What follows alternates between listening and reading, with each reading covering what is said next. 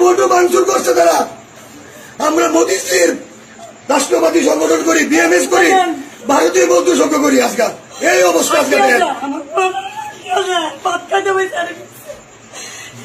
দুইজন দুষ্কৃতী সৌরভ আমার মেয়ের আজকা আরজি করের দ্বিতীয় ঘটনা এই কোয়ার্টারে লইলে, এমবিবি কলেজের কোয়ার্টারে লইলে আরজি করের ঘটনা দ্বিতীয় লইলে আমার কোয়ার্টারে, এই কোয়ার্টারে আমার মেয়ের সর্বস্ব শেষ করে লইলে সৌরভ আর গৌরব।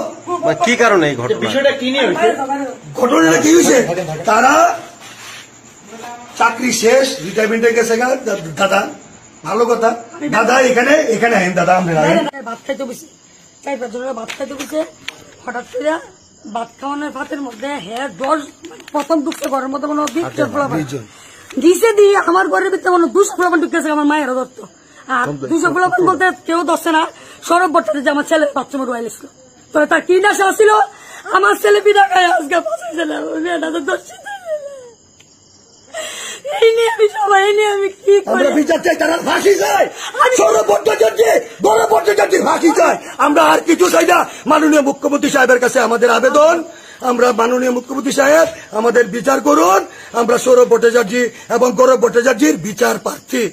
আমরা সদলীয় কর্মী। তারা কতজন আইছে? তারা 150 থেকে 200 পোলাভাই আছে। তারা কি তারাই আনাইছে? তারাই আনাইছে।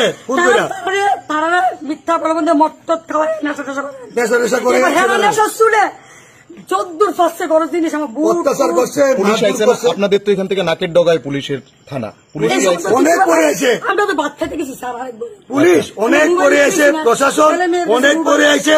যখন সবকিছু হয়ে গেছে গা, তারপরে প্রশাসন আইছে।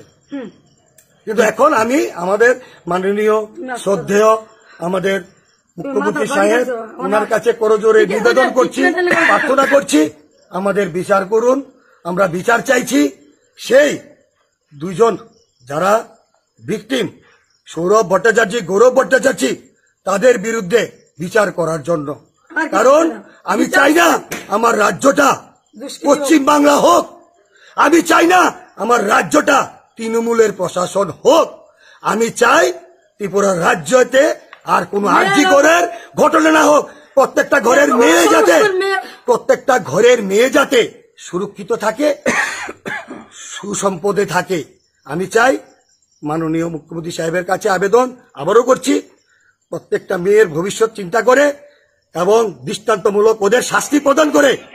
আপনারা কি এফআইআর করছেন? আমরা পুলিশ এসেছে, অনেক পুলিশে ডায়েরি করে গেছেন। জানি না ওনারা কি করছেন, কিন্তু আমরা ভয়ে ঘর থেকে বেরোতে পারছি না, ডাক্তারকে ট্রিটমেন্ট করাতে পারছি না, কারণ ওরা ঘোরাঘুরি করছে। এবং যখন পুলিশ এসছিল, পুলিশের সাথে সেই গৌরব ভট্টাচার্য, সৌরভ ভট্টাচার্য পুলিশের সাথে ছিল।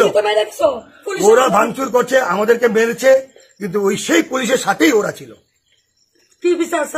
পুলিশের সঙ্গে আসলো? হ্যাঁ, পুলিশের সাথে পেছনে ছিল। পুলিশ ঘরের ভেতরে আমাদের সাথে সাক্ষাৎকার দিচ্ছে, ওরা বাইরে থেকে টন্ডিং করছে। সৌরভ ভট্টাচার্য, গৌরব ভট্টাচার্য আমার ছেলেকে ভয় দেখাচ্ছে। আমরা এখন ভয়ে দিন কাটাচ্ছি। রাত্রে কি যাবে কিছু বলতে পারছি না। আমরা বেঁচেও থাকতে পারবো কিনা কালকে সকাল অবধি সেটাও বুঝতে পারছি না। তাই আমি সংবাদ মাধ্যমের মাধ্যমে আমি মাননীয় মুখ্যমন্ত্রী সাহেবের কাছে আমরা প্রার্থনা করছি, আমাদেরকে সহায়তা করুন, আমাদেরকে রক্ষা করুন, আমাদেরকে প্রাণ ভিক্ষাটা আমাদেরকে আর্জি জানিয়েছে। এই কোয়ার্টার কমপ্লেক্সে কজন ফ্যামিলি থাকে? 6-7 জন আছে। আচ্ছা, আপনি বেসিক্যালি কোন দলের সমর্থিত? আমি অ্যাকচুয়ালি কোন দলের না, আমি ভারতীয় মজদুর সংঘ, ভারতীয় মজদুর সংঘের অনুমোদিত ত্রিপুরা রাজ্য কর্মচারী সংঘের আমি মহাবিদ্যালয় শিক্ষাকর্মী রাজ্য কমিটির স্টেট প্রেসিডেন্ট। আমার ওয়াইফ হচ্ছে উনি আছেন বুথে মহিলা কোনো কিছু পাইলাম না। আজকে আমরা অসহায় হয়েছি। আপনার বুথ কোন বুথ? এটা 37 বুথ। কিছু বিচার পাইছি না স্যার, এখন অব্দি কোনো বিচার পাইছি না। ওরা দিব্যি আমাদের দিকে চেয়ে হাসছে। তো আপনি এই বিষয়টা আপনার মন্ডলে কি ফোন করে জানান? কোন কেউ ধরছে না, কেউ ধরছে না। কি করবেন?